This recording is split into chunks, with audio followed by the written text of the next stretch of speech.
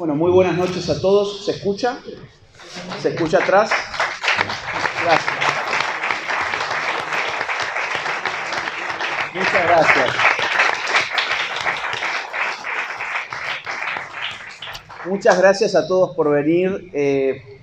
Yo venía acá sin saber muy bien con qué me iba a encontrar porque en América generalmente estas cosas uno tiene que inscribirse y dejar su nombre y entonces hay todo un listado y el organizador me avisa, mirá, van tantos inscritos y acá fue, bueno, llegue el que quiera llegar. Entonces uno podía venir y encontrarse con 10 amigos o encontrarse con el salón repleto como es el caso, así que la verdad es una alegría enorme llegar y encontrarme que esto estaba tan lleno de buenos amigos. Gracias por haberse acercado.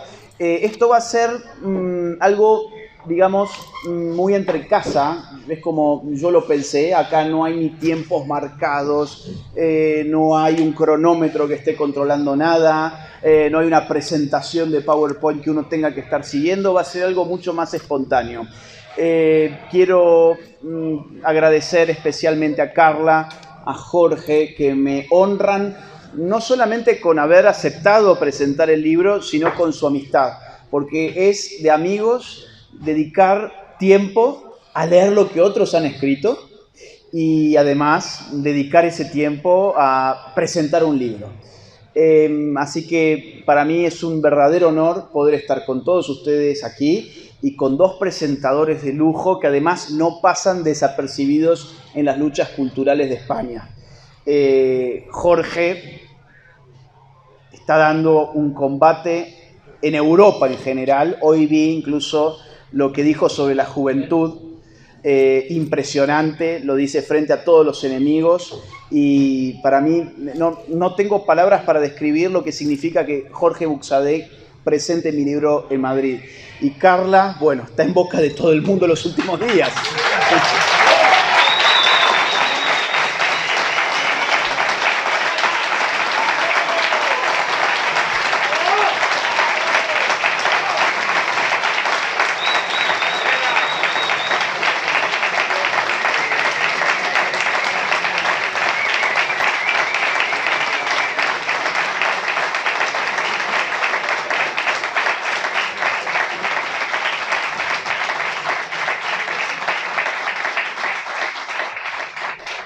Además, les voy a contar una infidencia que no la pensaba contar, pero ya que han aplaudido, pues me obligan a hacerlo.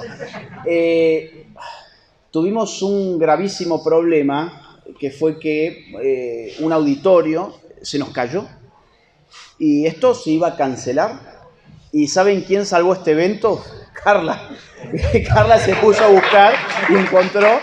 Y gracias a los amigos del Club El Estudiante tenemos un gran salón para poder hacer este evento. Así que aquí está la responsable no solamente de decir lo que hay que decir, sino de que este evento se pueda hacer. Pues bien, yo ahora voy a ordenar más o menos la idea. Entiendo que va a empezar Carla. Va a empezar Carla, va a seguir Jorge y después yo voy a dar algunas ideas sobre este libro que es el que estamos presentando hoy, que es La Batalla Cultural. Muchas gracias.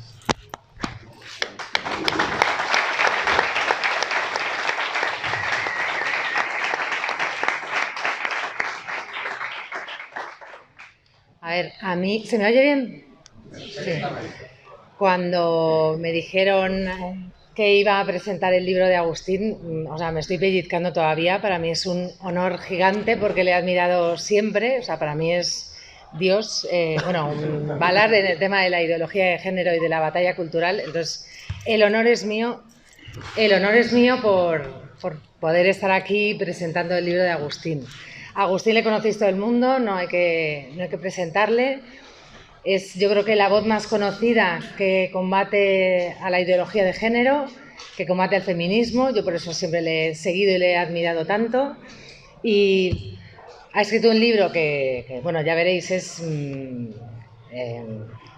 muy completo, muy sólido. Y habla de la batalla cultural, como su nombre indica. Y para centrar un poco el tema de la batalla cultural, Agustín empieza hablando de lo que es la cultura, de las distintas acepciones de cultura. Hay una que a mí me gusta mucho, que es la afición a lo bello, pero en este caso no es de lo que se trata. Yo resumiría al final lo que es la cultura en el conjunto de ideas, valores, costumbres, tradiciones de un grupo social. Y entendiendo la cultura de esa forma es como podemos luego explicar la batalla cultural. Agustín habla en su libro de la izquierda y la derecha, el distinto papel que tiene en esta batalla. Habla de, que lo hemos mencionado antes, de los libertarios, de los distintos conceptos de libertarios, de cómo entienden la batalla cultural, en los valores que hay que entrar los anarcocapitalistas, paleolibertarios, conservadores, etc. También habla del papel de los grupos religiosos y de cómo vivir la fe para dar la batalla cultural. Aquí yo creo que es una conversación que hemos tenido antes Agustín y yo, pero me gustaría recalcar que yo como católica sí que creo que las personas que tenemos una determinada fe sí podemos participar en la batalla cultural, y eso no excluye que otras personas que no tengan esa fe. Y para poder llegar a lo que es la nueva derecha, que es a lo que llega al final Agustín, la necesidad de esa nueva derecha, porque la idea es que compartamos determinados valores y no importa por qué vía hemos llegado a esos valores, ni qué fe tengamos ni qué fe no tengamos. Lo que importa es ni cómo hayamos llegado hasta allí, lo que importa es defender determinados valores. Una de las cosas que hay que plantearse para hablar de una nueva derecha y para hablar de batalla cultural es qué es una batalla cultural. Yo la definiría como la batalla de los valores, pero para que se dé esa batalla se tiene que dar primero que haya unos valores con los que no estamos de acuerdo, tienen que ser algo esencial, no puede ser una batalla cultural, algo que pues ha cambiado la costumbre de antes de cenar a tal hora en una sociedad y después se empieza a cenar más pronto. Eso nunca será una batalla cultural. Tiene que hablar de valores esenciales. Y tiene que haber conflicto. Para que se dé la batalla hay conflicto. Tiene que ser consciente. A veces los valores en una sociedad a lo largo de la historia van cambiando, pero si ocurre el cambio de manera natural no es una batalla cultural. Tiene que ser una batalla consciente.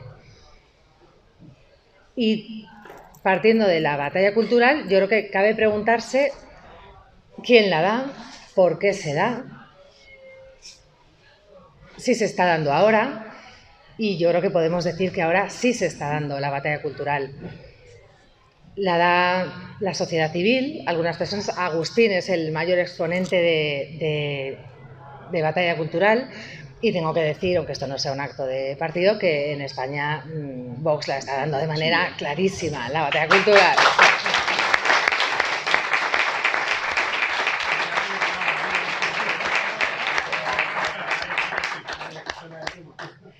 ¿Y por qué damos esa batalla cultural? Pues porque desde hace bastantes años se puede analizar históricamente por qué, pero ahora, en el momento de la historia que estamos viviendo, lo que está dominando culturalmente es la ideología de género y las políticas identitarias.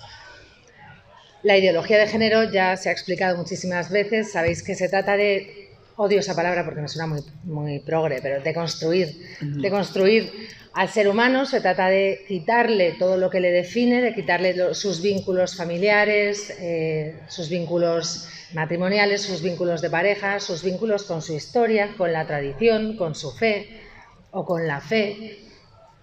Y se trata de tener a ese ser humano sin ningún tipo de vínculo, alienado, y sobre todo, que yo creo que es un elemento muy importante en el tipo de persona que quiere construir la ideología de género, el sexo.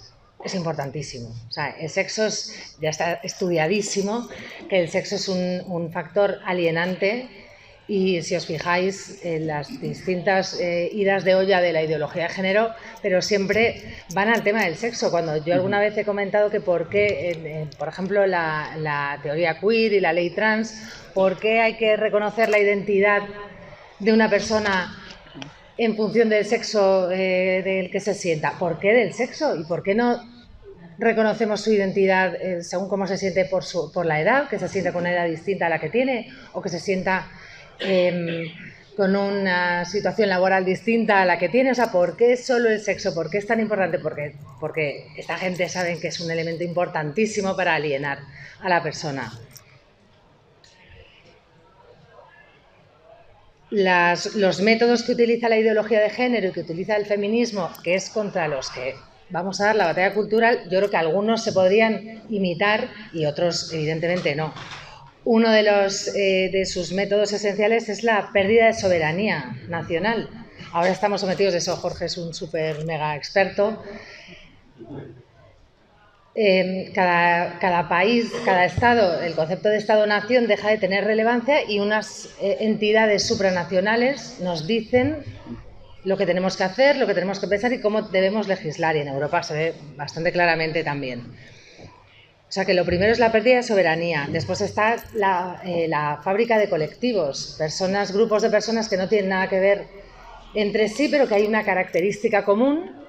Y entonces la izquierda y la ideología de género los colectiviza, habla en su nombre y les cuenta que es que han sido oprimidos toda su vida y que es la izquierda quien les va a salvar. Y eso me lleva a una reflexión, que es que a partir de esos colectivos que son, pues ahora son las mujeres, son los trans, los LGTBI, los negros, no voy a decir personas racializadas porque me muero, pero me entendéis, o sea, las personas de una raza no blanca. Y eso lo que nos ha llevado es a avergonzarnos de lo que somos. O sea, no solo se quiere privilegiar a esos colectivos, sino que encima, por ejemplo, en el tema de los blancos y negros se ha visto muy claro que los blancos encima tenemos que pedir perdón por ser blancos, los hombres tenéis que pedir perdón por ser hombres. Hace que, o sea, esta colectivización, aparte de dar privilegios, conlleva que nos tengamos que avergonzar de lo que somos. Y si legislamos o hacemos políticas en función de colectivos y de colectivos ofendidos, oye, a ver, aquí ofendidos, es que esto se puede llevar a la parodia hasta el extremo, o sea, aquí ofendidos, yo creo que todos nos hemos ofendido por cosas o tenemos algún complejo, o yo he tenido toda la vida complejo enorme de tener pecas, pues vamos a hacer un colectivo de pecosos para que nos den, para que legislen en función de, a que sonaría ridículo, pues es que es exactamente lo que está haciendo la ideología de género. Otro elemento muy importante son los derechos humanos. La ideología de género supuestamente quiere defender los derechos humanos de estos colectivos, y yo creo que alguna vez lo he comentado con Jorge, yo creo que el debate sobre... No, está bien, es que lo han subido. El debate sobre los derechos humanos es fundamental tenerlo, porque ahora cualquier pretensión de la izquierda o cualquier pretensión de la ideología de género lo llaman derecho fundamental. Con eso que consiguen, demonizar al que se oye normal. Es que...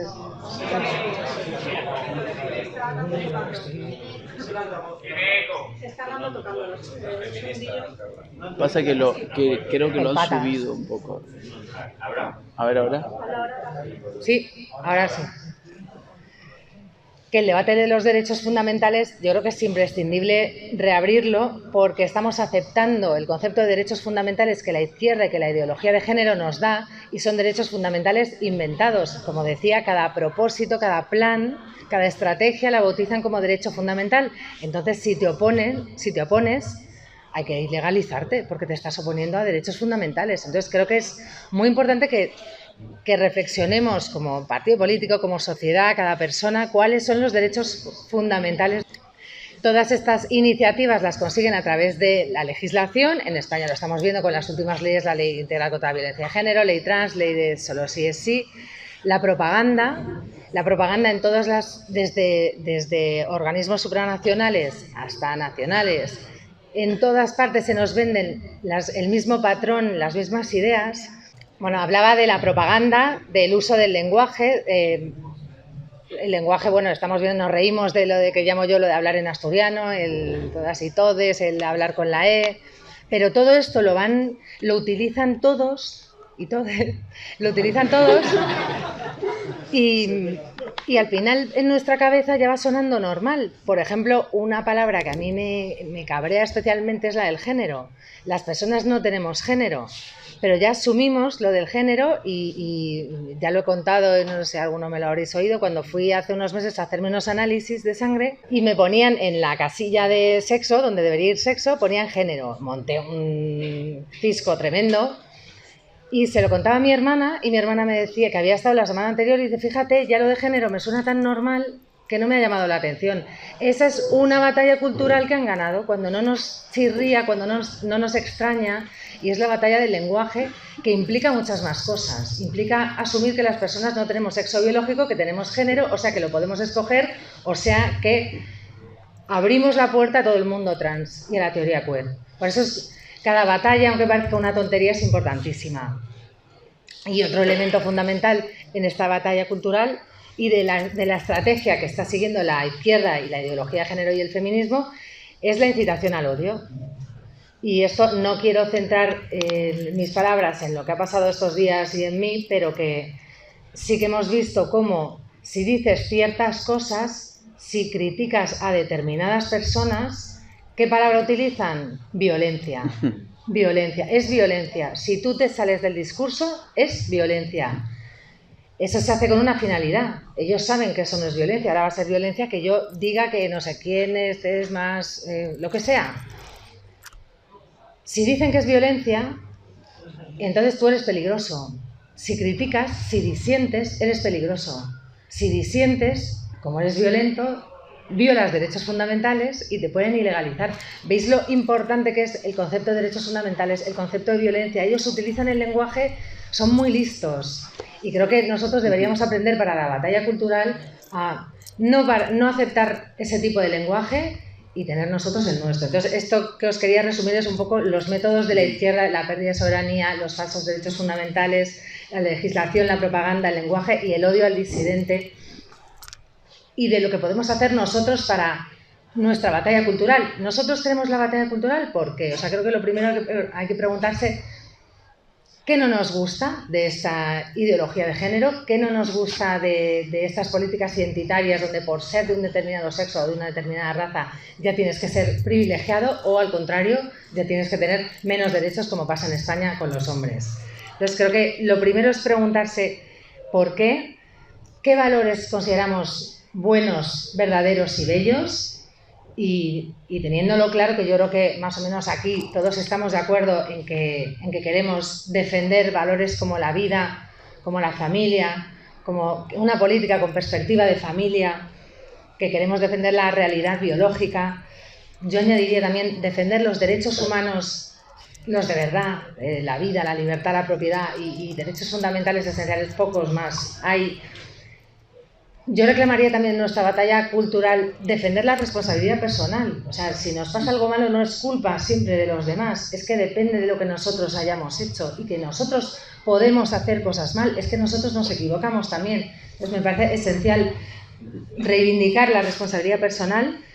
Creo que también, y esto es muy difícil y no lo consigo ni yo, pero creo que para dar la batalla cultural bien y de forma coherente tenemos que intentar, por lo menos, ser bastante ejemplares en nuestra vida personal. O sea, creo que las batallas culturales se pierden cuando en nuestra vida personal no sabemos o no cumplimos lo que en teoría predicamos. Y creo que es lo primero, nuestra vida personal.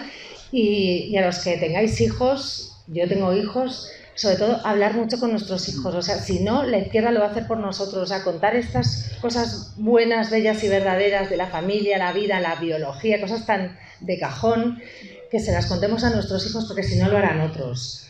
Creo que ahora mismo la sociedad en España y en otros países, pero en España es como una unidad de quemados. Creo que hay que operar y hay que hacer una operación, creo que hay que hacer cirugía drástica y que va a causar escándalo lo que hagamos, porque llevar la contraria siempre causa escándalo y la izquierda es muy lista y a la mínima ya van a decir es violencia, estás violando derechos fundamentales.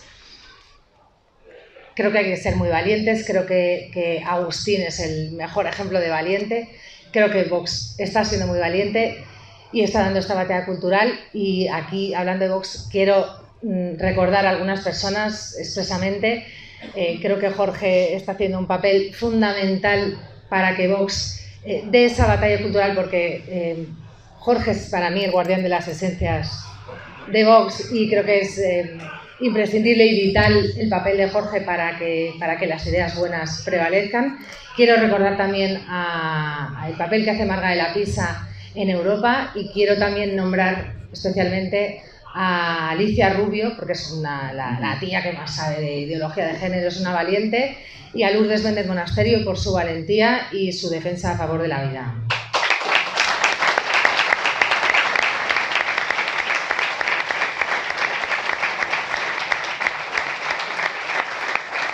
Creo que me he enrollado un montón, ya voy a terminar, parafraseando una frase que me encanta de Oriana Fallaci, que aunque sea de izquierdas, como nosotros no somos sectarios, podemos leer todo, pero me parece una tía muy, muy valiente y me gusta mucho cómo escribe. Entonces decía que el mundo no es un concepto abstracto, el mundo soy yo, el mundo eres tú, el mundo es él, el mundo somos nosotros, y si yo no cambio, si yo no actúo, si tú no actúas, si él no actúa, si nosotros no actuamos, nada cambiará, el mundo no cambiará y seguiremos siendo esclavos. Así que creo que si cada uno damos la batalla, si cada uno actuamos y defendemos en lo que creemos, seremos más libres, vencerá el bien y cuando triunfe, creo que será en parte gracias a Vox y en parte gracias a personas como Agustín Laje. Muchas gracias.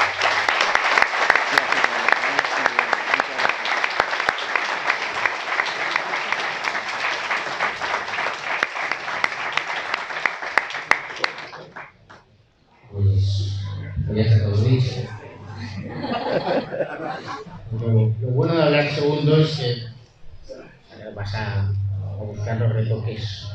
En primer lugar, por supuesto, muchísimas gracias a Agustín por la invitación. Hay dos formas de presentar un libro. Una es hablar del autor y otra es hablar de las ideas que se desarrollan en el libro. Del autor no voy a hablar, lo tenéis aquí, con lo cual ya él os contará lo que considere oportuno y además le conocéis todos. Y encima es un autor raro, porque no es un autor que viva en el estrellato, es decir, ha estado ahí, está con vosotros y después de la presentación seguro que va a estar mucho rato con vosotros. A los autores lo que les suele suceder es que llega un momento que también se endiosan y entonces de repente aparecen y dicen, no, yo llego aquí y bueno, esto ya está hecho. Y en cuanto a las ideas, pues esto es lo más importante. Yo creo que me voy a centrar, porque además Agustín ha cometido un error, que es decirle a un político que no tiene tiempo. Claro, bueno, pues nada, pues vamos a estar aquí. Me voy a centrar en el título. Dice, la batalla cultural. Lo más difícil de un libro, o una de las cosas más difíciles de un libro, y Agustín ya ha escrito varios, es ponerle el título. Cuando uno pone el título, está diciendo todo en el título. Es la batalla cultural. ¿Qué quiere decir esto? Que nos está animando a dar la guerra. Yo tenía aquí varias ideas. En primer lugar, por tanto, el que lea este libro tiene que verlo con mentalidad de soldado. Alguno diría, no quiero soldados, quiero guerreros. Bueno, da igual, es una distinción muy técnica, nietzscheana y bueno, pero una mentalidad de soldado. Y si vamos a una guerra, lo primero es que ese soldado se tiene que sentir parte de un ejército, porque los soldados no ganan las guerras solos. Hay algunos iluminados que creen que ellos por sí mismos pueden ganar las batallas. No es así. Las batallas las ganan las unidades compactas. Y por tanto, el sentirse soldado es sentirse miembro de un ejército. Y ahí uno, voy a soltar ideas muy deslavazadas, intentaré. Por eso la necesidad de tejer alianzas. Por eso la necesidad de tejer alianzas en el ámbito cultural, en el ámbito social, en el ámbito también económico, en el ámbito político, y por eso la importancia de la llegada de Vox, por ejemplo, al Parlamento Europeo, y todo lo que está generando la Fundación Disenso con la Foro de Madrid y la Carta de Madrid, porque teje una serie de alianzas que no se ven o cuya eficacia parece no verse, pero que está tejiendo una red capaz de combatir a un enemigo perfectamente definido. Tercera cosa para ir a la guerra, primero es el soldado. Normalmente las guerras las hacen los soldados. Formar parte de un ejército y por tanto tejer las alianzas. A este respecto, con lo de tejer las alianzas, a mí me gusta. Yo soy bastante heterodoxo en general. Y ahora voy a decir algo que a lo mejor a algunos les llama la atención, pero lo digo, si les llama la atención, pues que les llame. Los puros no ganan las batallas. Para ganar las batallas, para ganar las guerras, los impuros tienen que juntarse. Una de las cosas que hizo Vox, bueno, en realidad hizo Santiago Abascal, en el primer discurso de Vistalegre en octubre de 2018, es decir, los de Vox no vamos a aceptar ni una sola etiqueta. Liberales, progresistas, conservadores, anarcocapitalistas, ¿cómo es? Libertarios. ¿Qué es esto? En el momento que tú aceptas una etiqueta, te meten en una caja y juegan contigo. Porque ya eres una cosa que el sistema te ha encajado y juega contigo. Aquí cabe todo el mundo que vaya a dar esa batalla. Yo creo que es una cosa muy buena de este libro, porque este libro, no voy a hacer, en inglés se dice spoiler, ¿no? No se trata de presentar el libro, pero una primera parte del libro nos habla de todo eso. Nos define toda la doctrina política, hace un buen resumen de la ciencia política, de la historia, de las ideas, y nos va dibujando todos estos cajoncitos. Pero ninguno de estos cajoncitos solos va a ganar la batalla. Con lo cual, los puros, porque se vayan y se monten un partido de puros, o se monten una organización de puros. Aquí estamos fundamentalmente impuros. Y los que tienen fe, añadan, y pecadores, y mucho. Y esas son las batallas que ganan. Cuando Carlos I de España y V de Alemania se lanza a garantizar la paz, la seguridad y el orden en Flandes, no lleva solo soldados españoles. Hay españoles, hay franceses, hay alemanes, hay italianos, hay borgoñones. ¿De puros? No. Esto parece casi una reprimenda, porque algunos dirán, coño, yo soy puro. Es complicado, ¿vale? Tercera cosa que hay que citar, moral de victoria. No se puede ir a una guerra pensando que vas a perder. Moral de victoria, fe inquebrantable en la victoria. Cuarto, conocer los propios medios. Y aquí hay muchísimos medios, no voy a entrar ahí. Quinto, parece un resumen de Sun Tzu, del arte de la guerra, conocer al enemigo. Y sexto, y va unido, conocer el campo de batalla. Porque a lo mejor tú sabes de tus capacidades, sabes de las capacidades del enemigo, pero no sabes qué es el campo de batalla o en qué campo de batalla estás jugando. Y hay muchas historias bíblicas de que se ganan las batallas por la situación de los ejércitos dentro de la batalla. Y los que no han leído la Biblia pues habrán visto la trilogía del Señor de los Anillos y cómo Gandalf coloca a las tropas para que en el momento en que amanece y el sol está contra los orcos, pues entonces se lanzan los jinetes de Rohan contra las masas de orcos. Han colocado sus tropas en el lugar adecuado en el campo de batalla. Yo creo que el libro lo que define perfectamente es el campo de batalla. Porque nos explica perfectamente dónde se está dando esa batalla. Yo creo que es un libro extraordinario, de verdad. Como ha dicho Carla, hace un decurso, una explicación de qué es lo cultural y cómo lo cultural ha invadido todo ya, ha invadido lo político, lo económico, lo artístico, lo social, todo es cultural y perfectamente nos dibuja al enemigo. El enemigo es el nihilismo, el individualismo radical, efectivamente el globalismo y esa tentación socializante que tenemos todos metida dentro, de que en el fondo a todo el mundo nos gusta que nos metan en un paquete. A partir de aquí, dos ideas las desarrollo y escuchamos a Agustín, que para eso estamos. En primer lugar, en el fondo la batalla cultural es que un político no puede tomar un trago de cerveza cuando está haciendo una exposición. ¿Por qué? Le da mala imagen. Le da mala imagen. A ver.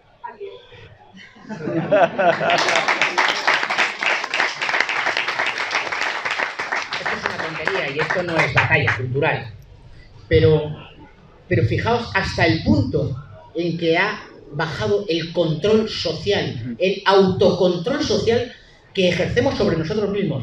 Acabáis de daros todos cuenta, todos, que no sois puros.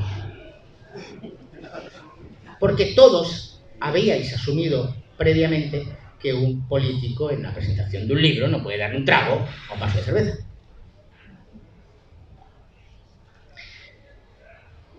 El problema, que es muy grave, es que hoy en día nos encontramos... El capítulo que a mí más me gusta es el capítulo 5. Para mí el capítulo 5 fue una auténtica revelación, debo decirlo, digo, para que los que digan, un mamotreto, pues os leéis el 5, como os va a encantar, pues ya luego os leéis al 1, al 2, al 3, es una posibilidad. Otra posibilidad es empezar por el último. Claro. Y bueno, ya salir a la batalla sin haberte leído lo previo, pero bueno, el último capítulo siempre es muy emocionante. Pero yo me voy a quedar con ese capítulo 5 y me voy a referir un poco porque es el que explica la posmodernidad, redes sociales, todo esto. Bien, yo estoy muy preocupado con un tema, muy preocupado. Precisamente mi condición de padre, como decía Carla, yo creo que los padres, las madres, por supuesto, lo vemos todo distinto, ¿no? Entre unos padres, el mundo. Yo dejé de ser puro el día que nació mi primer hijo, Jorge. Toda mi pureza intelectual, ideológica, espiritual se vino abajo porque dije, hay que darle de comer. Hay que darle de comer. Y hay que hacer que deje de llorar. Hay que limpiar el culo. Y hay que conseguir que él algún día, cuando tenga 20, los que sea padre. Y sea padre con la misma ilusión con que yo soy padre, y encima tenga la suerte de encontrar una mujer como la que he encontrado yo. A mí me preocupa muchísimo ahora la idea de provisionalidad que se nos ha impuesto a todos, que efectivamente es una de las ideas que lanza permanentemente la Agenda 2030 y toda la ideología. Todo es provisional. Tú no eres propietario de nada, pero ya no en el sentido material, que también, efectivamente, coche compartido, casa compartida, piso compartido, empleos compartidos, porque ahora lo bueno es la jornada partida, la jubilación parcial, todo es compartido, ¿vale? Pero también en la parte sentimental, en la parte espiritual, en la parte más íntima del ser humano, todo acaba siendo provisional. Y desde la provisionalidad no se puede construir nada serio. Yo anteayer, en esa intervención en el Parlamento Europeo, tenemos un minuto, yo decía a los jóvenes de Europa, coraje y audacia para conquistar lo permanente. Lo permanente hay que conquistarlo.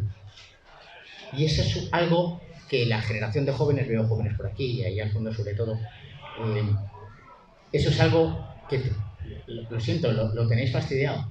Porque yo lo permanente no lo tuve que conquistar. Lo conquistaron para mí mis padres. Y a mis padres se lo conquistaron sus abuelos, y a sus abuelos, y a mis abuelos, sus bisabuelos, los bisabuelos, etc. Pero a vosotros, por desgracia, vuestros padres han perdido la permanencia. La vais a tener que reconquistar.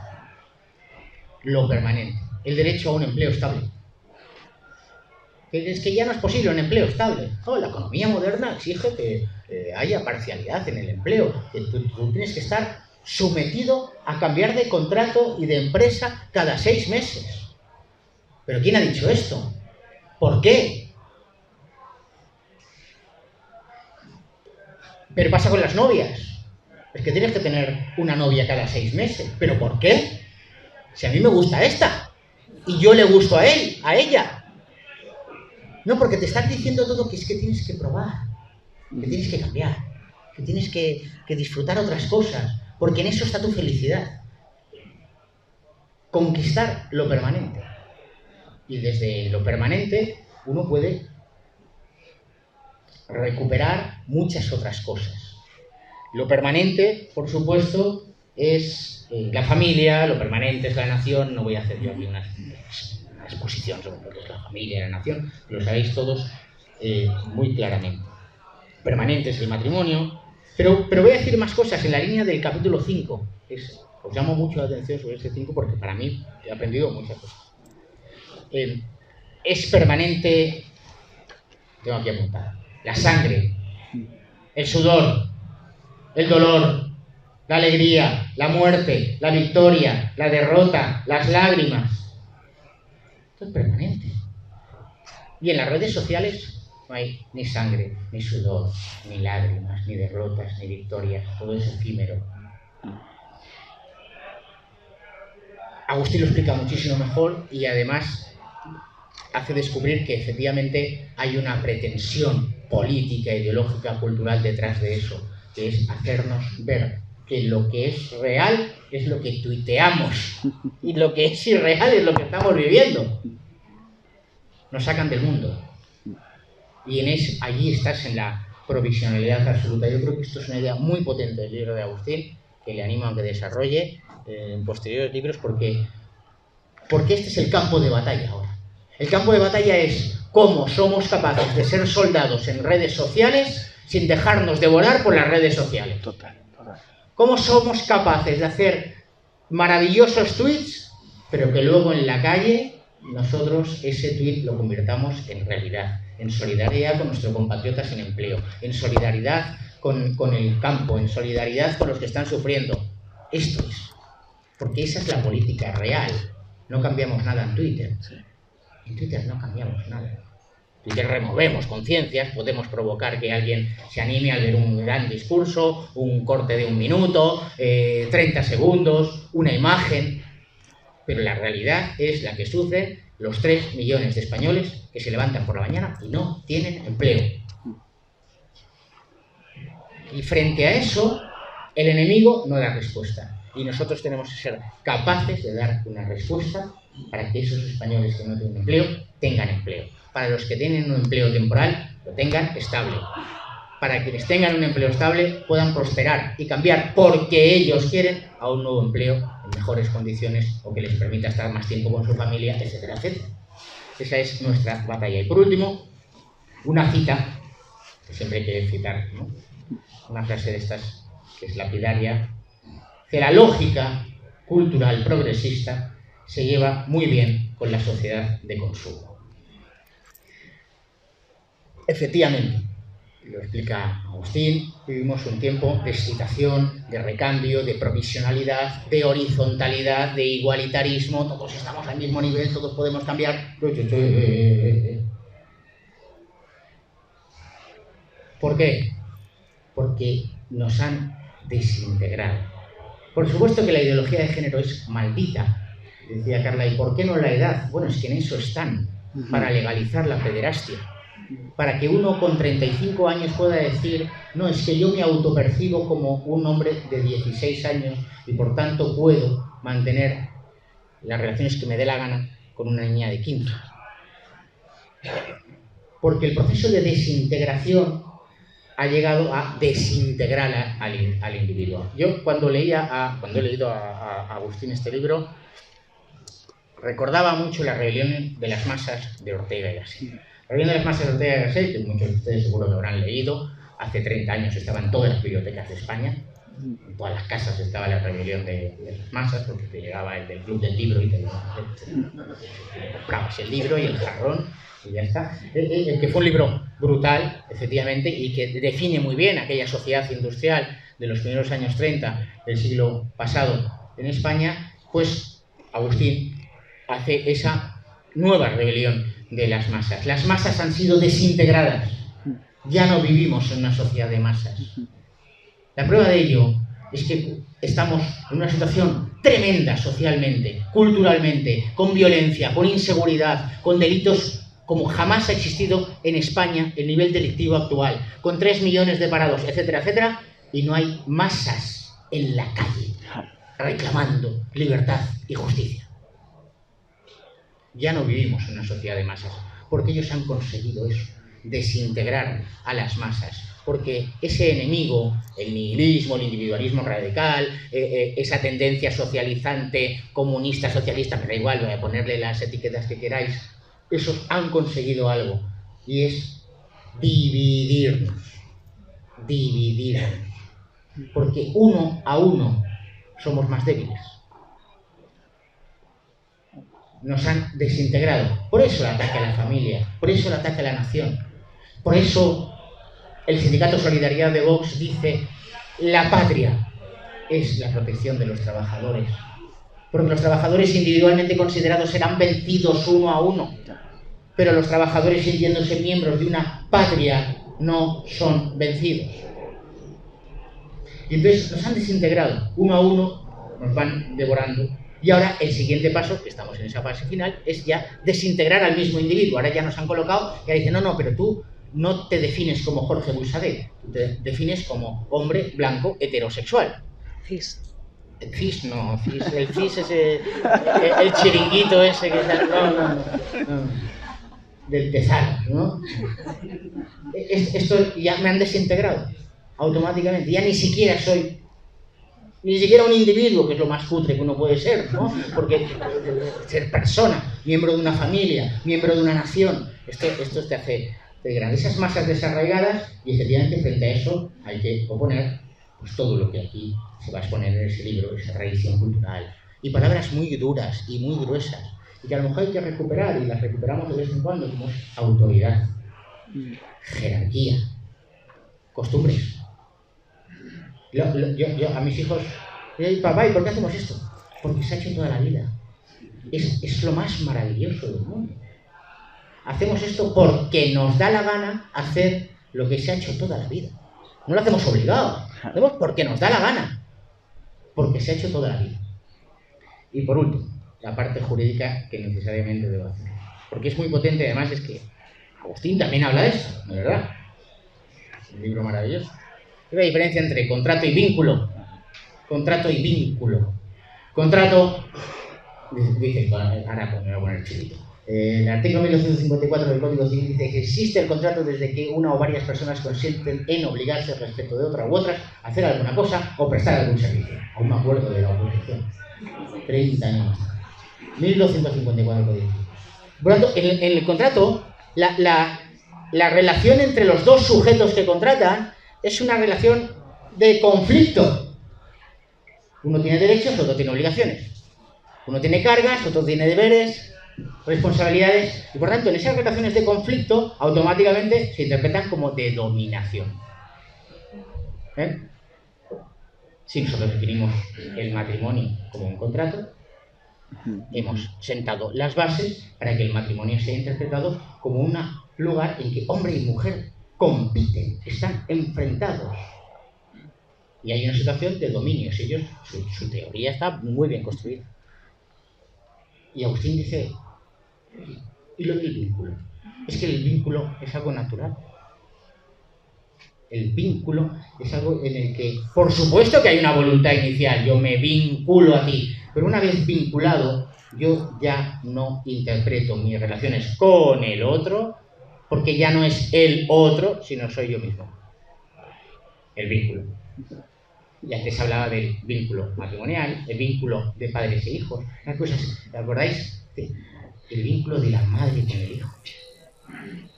Eso es un vínculo que jamás se va a poder romper, porque es un vínculo natural. El vínculo con tu nación, el vínculo con tu municipio, el vínculo con tu forma de vivir. Eso es lo que nosotros tenemos que recuperar. El vínculo, la autoridad, la jerarquía, el compromiso. El enemigo le ha dicho a todo el mundo: seréis como dioses. Y nosotros le tenemos que decir: ¿para qué quiero ser Dios si quiero ser persona? Muchísimas gracias, Agustín, por escribir este libro. Muchísimas gracias por permitirme soltarles este tostón. Gracias por permitirme estar al lado de Carla. Y gracias por permitir estar al lado de todos vosotros. Muchísimas gracias. Y yo, una cosa, no es antes de aplaudir. No. Este libro debería llevar un chip para verificar que los que lo han comprado terminan la última página. Podéis empezar por el último capítulo, o por el 5, o por el 1. Pero hay que leerlo completito y sabiendo que estamos leyendo un libro que es un manual para soldados. Muchísimas gracias a todos.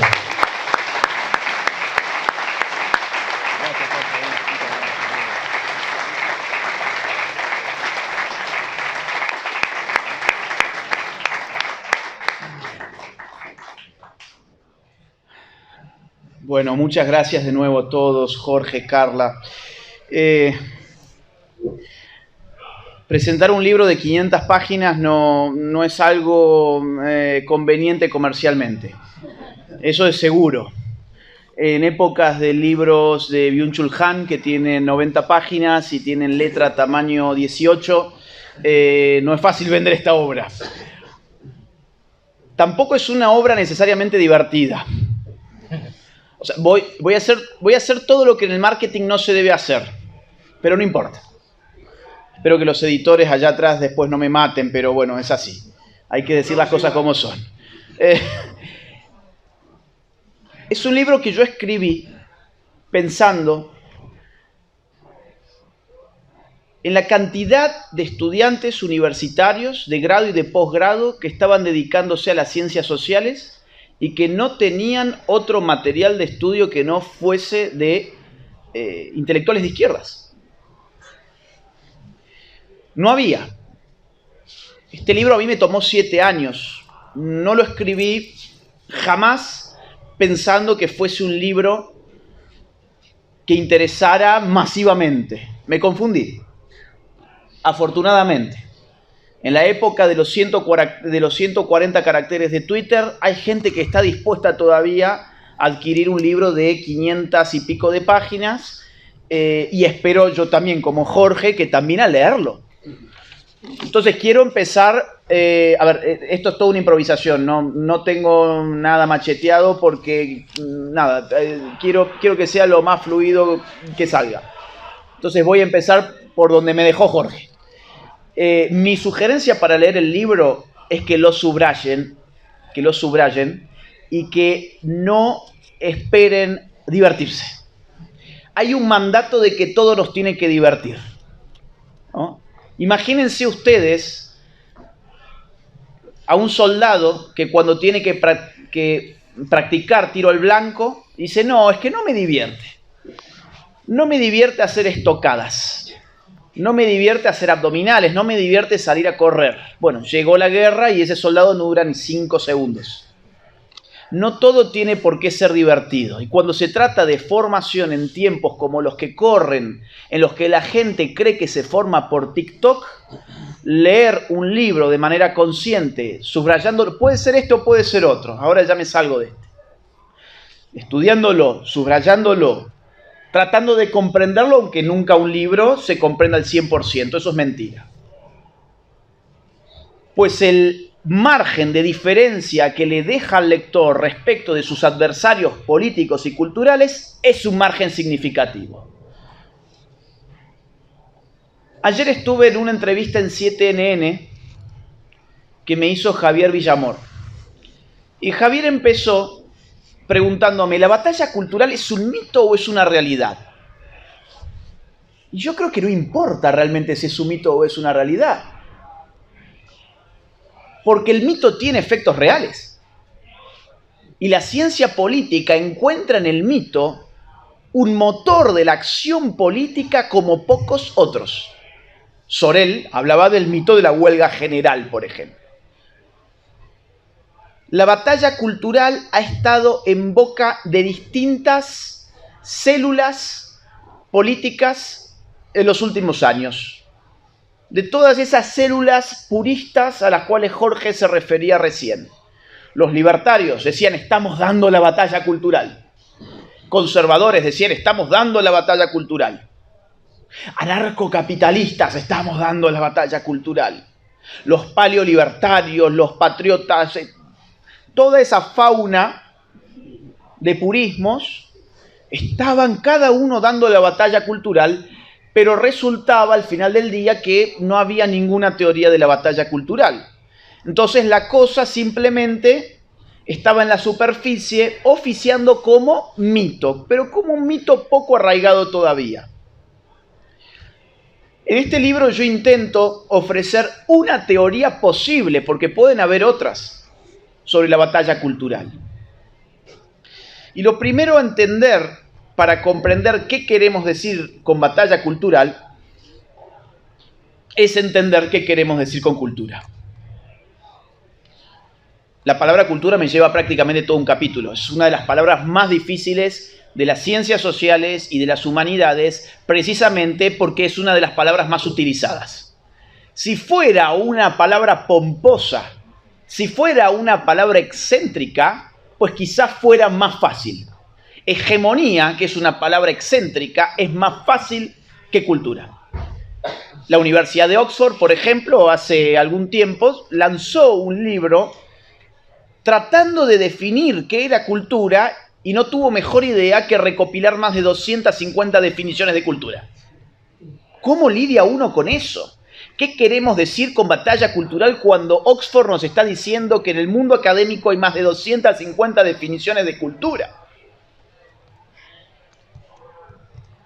Yo prefiero contemplar la cultura desde 3 acepciones muy generales.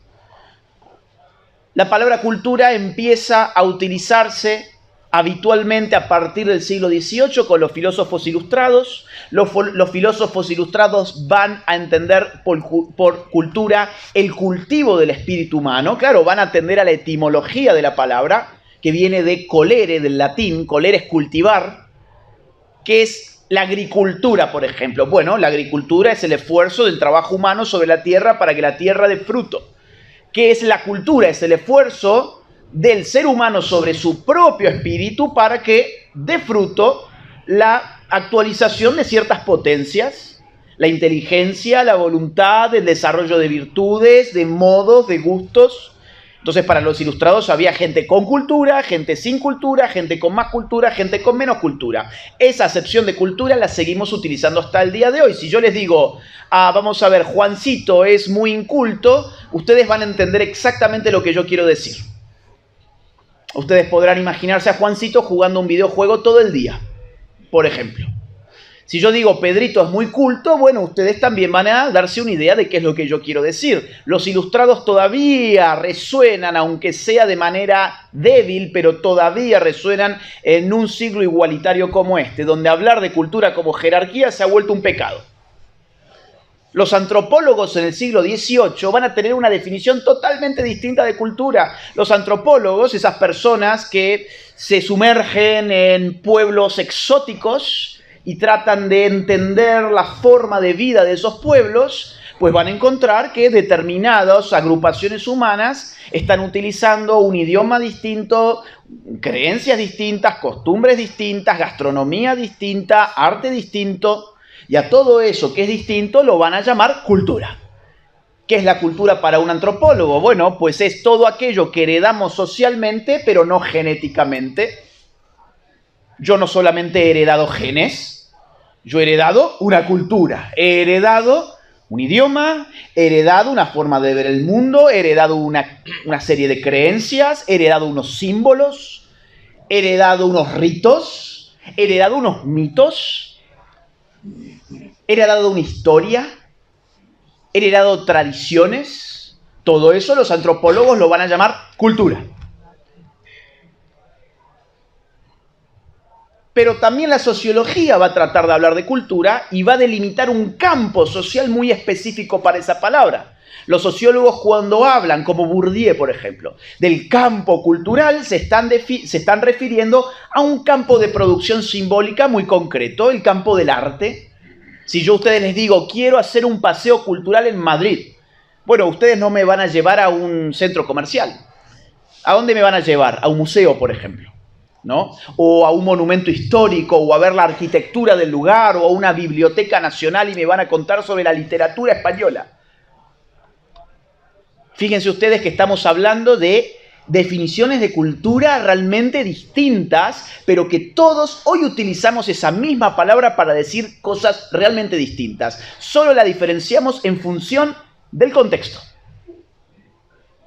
Entonces, ¿cuál de esas acepciones tenemos que utilizar para pensar una batalla cultural?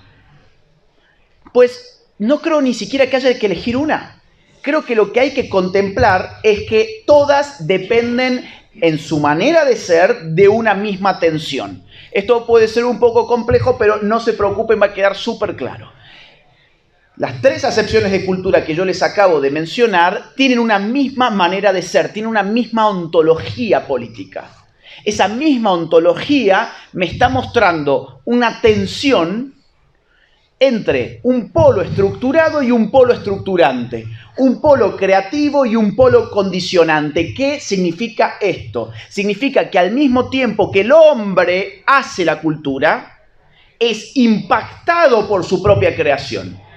El hombre genera costumbres, genera lenguajes, genera símbolos, genera ritos, versa sobre valores, establece normas, pero esa estructura cultural impregna la vida del hombre. Claro, esto hoy lo podemos decir en un contexto que ni siquiera es moderno ya, sino que es posmoderno. Pero en civilizaciones, o digamos así, en sociedades premodernas, vamos a poner un punto de quiebre aquí. Siglo XVI, XVII, XVIII, depende del autor que queramos tomar, tenemos un quiebre en el cual pasamos al mundo moderno. En la premodernidad, en los mundos premodernos, piensen ustedes en la sociedad medieval, en las sociedades antiguas, en las sociedades arcaicas, había una relación de identidad entre religión y cultura. La religión producía y reproducía la cultura. Si yo pudiese tomar un viaje al tiempo y estudiar la sociedad medieval, pues yo me voy a dar con que entre cultura y religión hay una relación de espejo. La cultura es dada, la cultura se confunde incluso con lo natural. Es difícil diferenciar lo cultural de lo natural en una sociedad premoderna. Esto es una diferenciación que van a hacer los modernos, de hecho. Pero eso tiene un límite histórico. Ese límite empieza... Esto no es un juicio teológico. De hecho, los amigos evangélicos me suelen tratar mejor que mis amigos católicos, así que no vayan a pensar que estoy queriendo hacer un juicio teológico. Pero el quiebre de la unidad cultural europea arranca con la Reforma. Siglo XVI. La cultura ya no parece ser un reflejo de lo teológico, porque lo teológico mismo ha perdido su unidad. Hay distintas maneras de ver el mundo. Siglo XVII, revolución científica. El conocimiento ya no es el conocimiento de Dios, sino el de la experiencia que me da un experimento científico.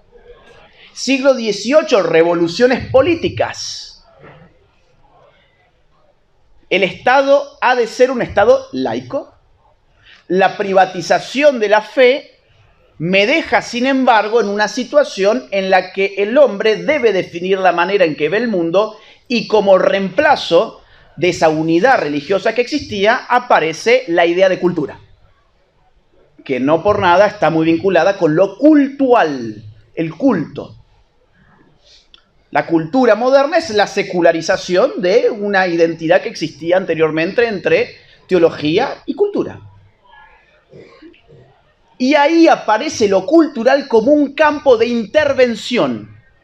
Si esa cultura no está atada, estoy, por las dudas, no estoy suponiendo aquí que tenemos que volver a una identidad de ese tipo, estoy tratando de hacer una genealogía histórica.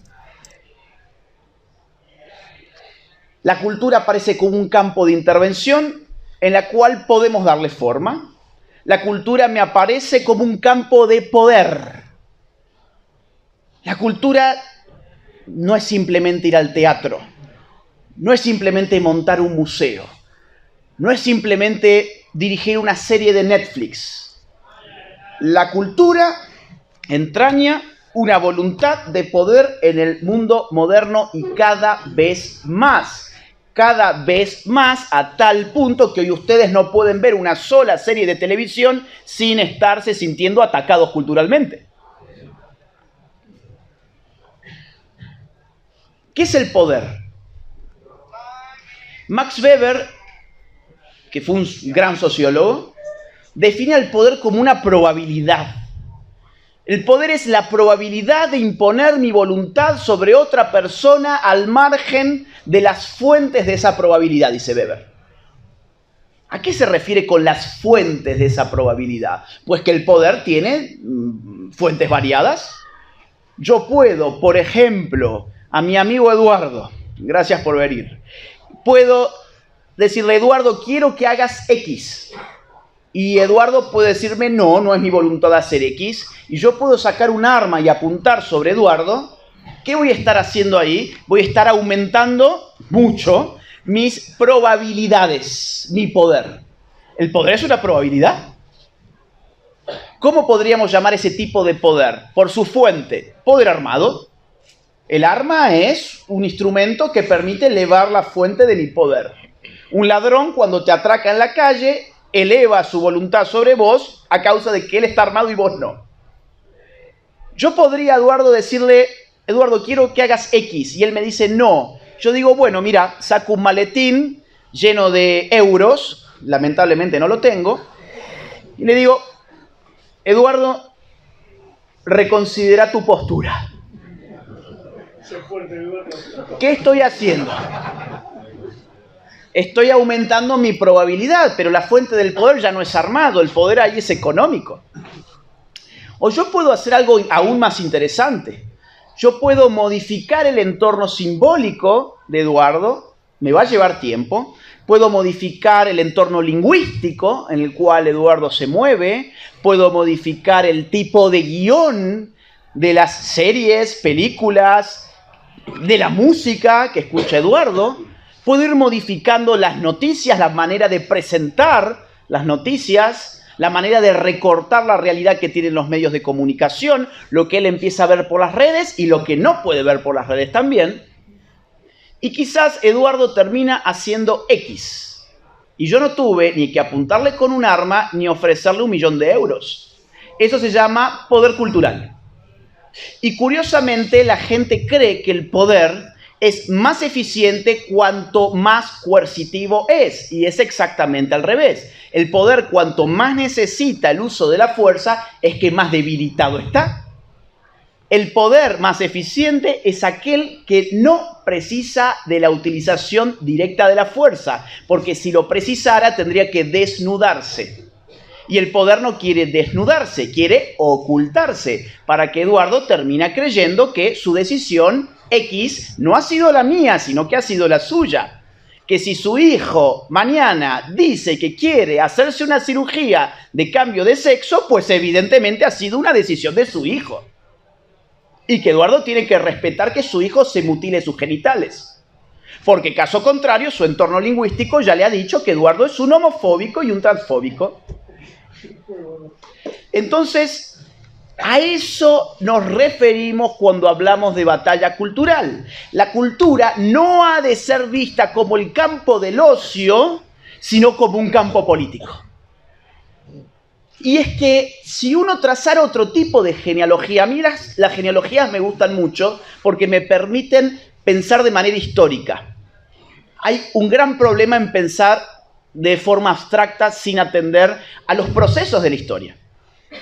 Si vemos la cuestión de la política en términos de ejes que han estructurado el discurso político, pues desde el mundo moderno hasta hoy nos vamos a encontrar que el primer eje probablemente haya sido el de la cuestión nacional. Cuestión nacional entendida en clave, por ejemplo, Revolución Francesa. Definir a la nación como el tercer estado, por ejemplo. Acabar con un sistema de órdenes, de estamentos. Bueno, ocurre en Francia, ocurre a su manera en Inglaterra, ocurre a su manera en los Estados Unidos. Las 3 revoluciones burguesas, como le van a llamar, sobre todo desde un sector, a veces marxista, a veces no importa. El eje es nacional, la constitución de una nación moderna. Siglo XIX, la cuestión social. Siglo XX, la cuestión económica. Es la economía estúpido. ¿Han escuchado esa frase? Seguro. Es norteamericana en verdad. ¿Es la economía estúpido? Bueno, no es hoy en el siglo XXI, no es solamente la economía estúpido. Mira lo que pasó en Estados Unidos hace días atrás. Se creía que iba a venir una ola republicana solamente porque el señor Biden incendió la economía norteamericana y esa ola republicana, pues la verdad es que no llegó. El Senado de los Estados Unidos está controlado todavía por los demócratas. Al revés, miren Brasil, una economía envidiable. Mientras el mundo llora inflación, Brasil tiene deflación. Han regresado a niveles de empleo anteriores al COVID-19. Por primera vez en los últimos 40 años van a crecer más que China. La verdad es maravilloso, pero Bolsonaro perdió las elecciones. Bueno, por lo menos según las máquinas que no han sido auditadas.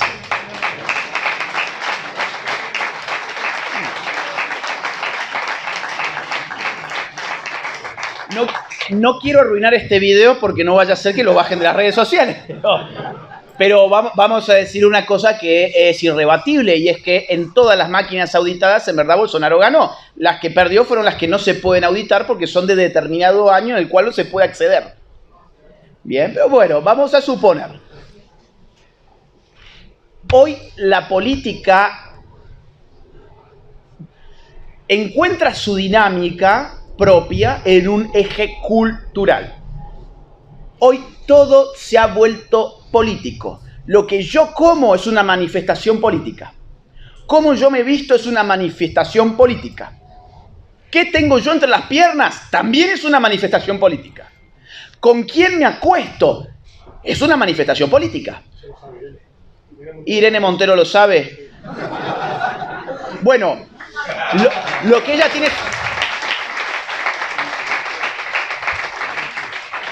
Lo que ella tiene es un curro político en todo caso. Vamos a ver. Si yo me reproduzco o no me reproduzco es una cuestión política. Hoy. ¿Cómo hablo? Es una cuestión política. Si hablo lenguaje inclusivo, si incluyo al mundo cambiando la O y la A por la E, es una cuestión política. Nunca habíamos estado tan hiperpolitizados, pero nunca al mismo tiempo la política había remitido tanto al ombligo de uno. Y el ombligo es lo menos político que existe. De hecho, la palabra, no quiero spoilear, pero como esto es una improvisación voy a tener que hacerlo. La palabra idiota, en griego, significa aquel que está privatizado y que no tiene ninguna participación en la polis, no conoce lo político. El idiota es lo contrario del hombre político, que cree que puede vivir su vida al margen de lo que pasa en la polis, cuando la polis están generando las reglas a las cuales el idiota después se tiene que atener. Digo que no quiero spoiler porque mi próximo libro va de eso, así que...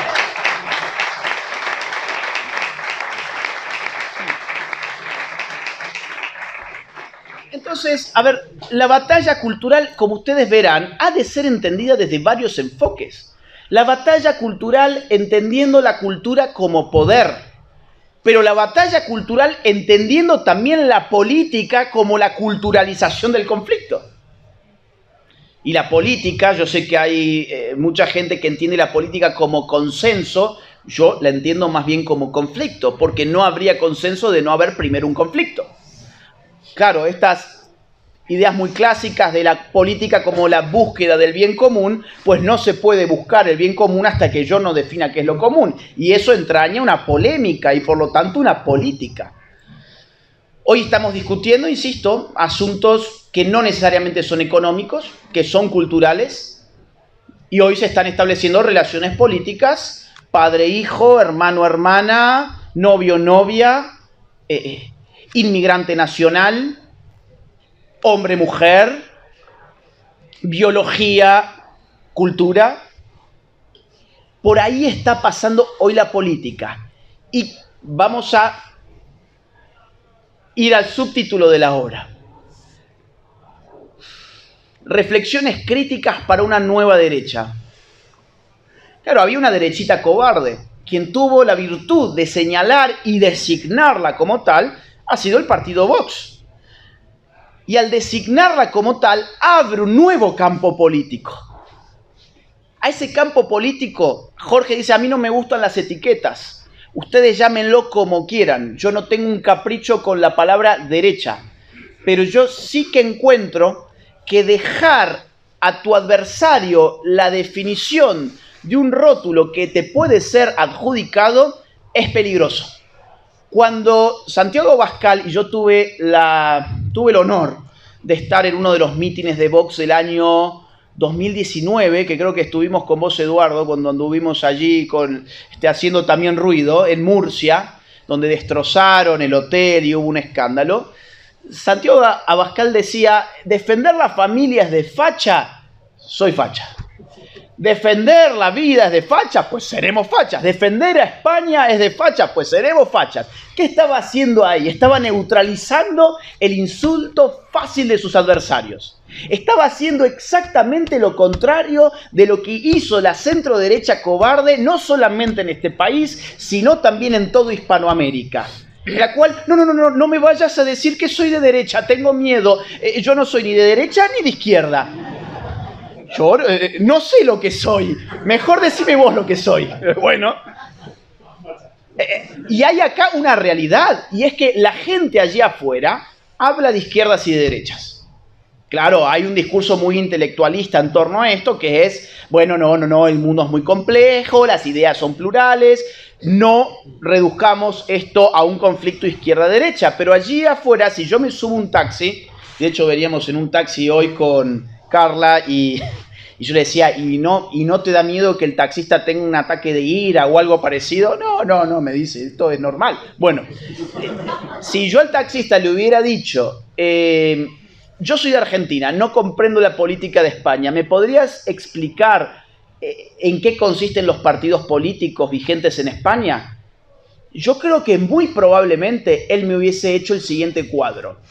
A la izquierda, Podemos, o como se dicen ahora, Unidas Podemos, centro izquierda PSOE. En la época en que existía podríamos haber dicho Ciudadanos al centro, centro derecha el PP y derecha Vox. Así es como la gente lo advertiría. Y yo entiendo que si las personas a las cuales se nos etiqueta allí afuera de derecha mostramos tanta cobardía respecto de esa etiqueta, en verdad estamos perdiendo una oportunidad. Y esa es la oportunidad de definirnos a nosotros mismos y dejar de rendirle pleitesía a las definiciones de nuestros adversarios.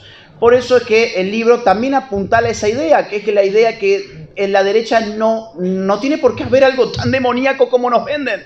No tiene por qué haber algo tan demencial y tan malvado como nos dicen los medios de comunicación. Quizás que sea exactamente lo contrario.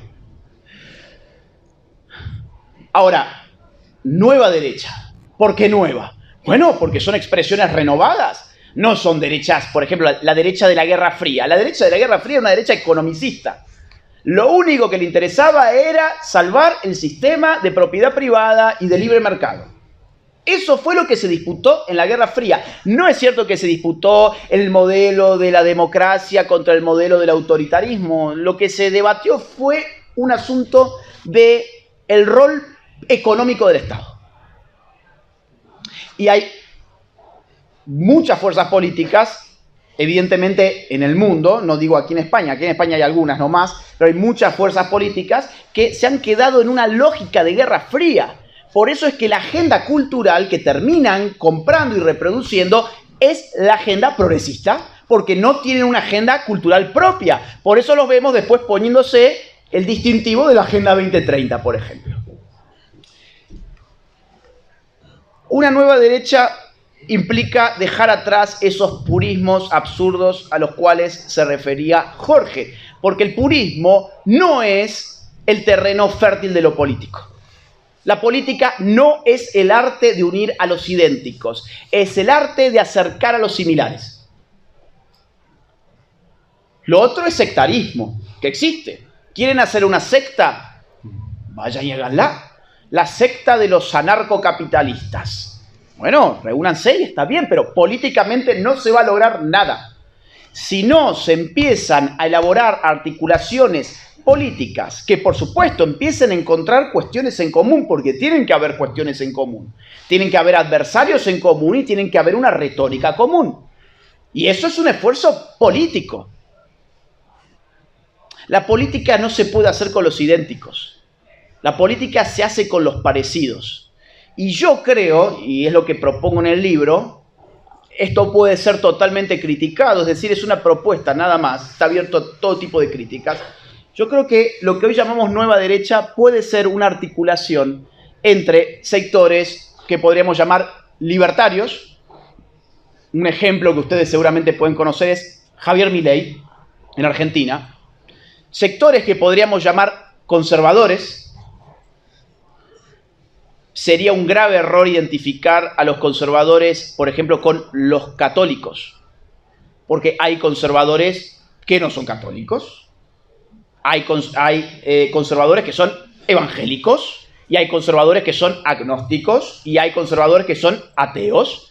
De hecho, uno de los conservadores que está teniendo mucha prédica en Hispanoamérica en este momento es Miklos Lukács, que es agnóstico.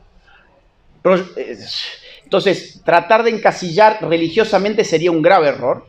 Y el tercer grupo es lo que podríamos llamar los patriotas, aquellos que están preocupados por el asunto de la soberanía nacional.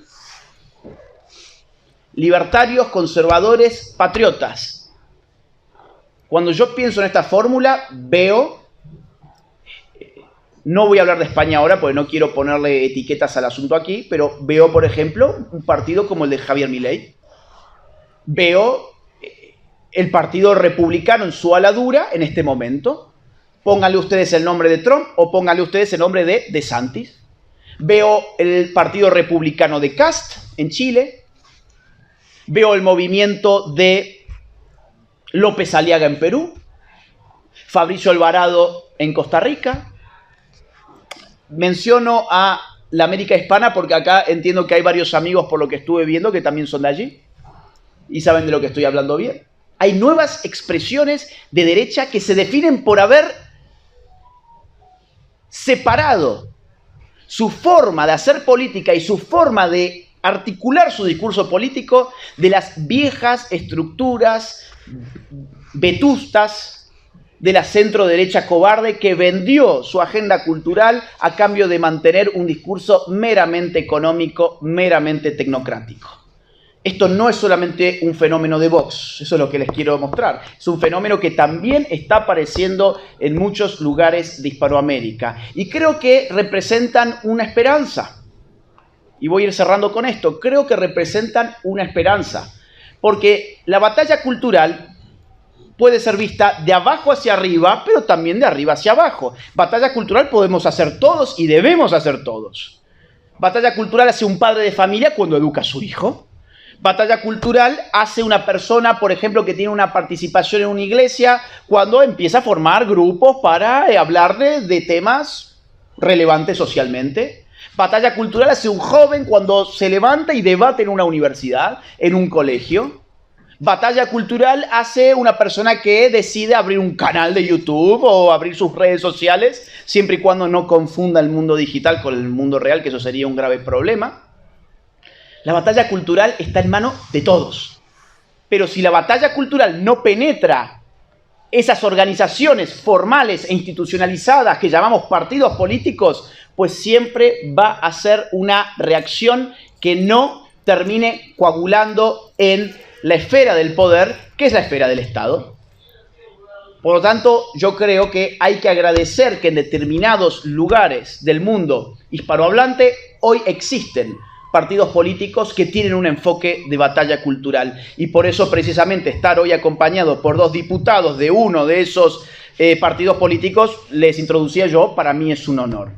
La batalla cultural es lo que nos puede unir como idea fuerza. Y vuelvo al principio y cierro. Es una idea fuerza. Es una idea fuerza y también es una lógica política. Como idea fuerza nos puede unir. Puede hacernos a todos sentir parte de lo mismo. A pesar de nuestras diferencias. Hay que apostar a la batalla cultural como teoría política para una praxis que no solamente se quede en la nebulosa de la sociedad civil, sino que tenga la voluntad de poder de llegar a el engranaje político del Estado. Eso es lo que he tratado de explicar en este libro. Es un libro que tiene sus tecnicismos, es un libro que tiene sus complejidades, pero es un libro que cualquiera puede leer con un poco de atención, con un subrayador en la mano y quizás con una buena cerveza como tenía recién Jorge acá. Muchas gracias a todos.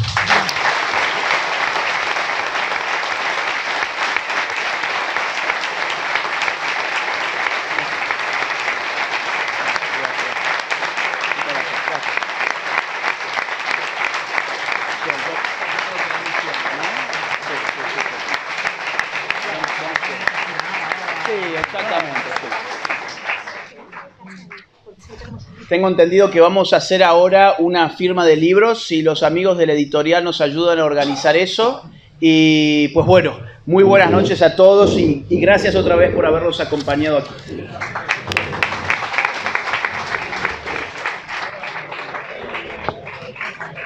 Bueno, Jorge.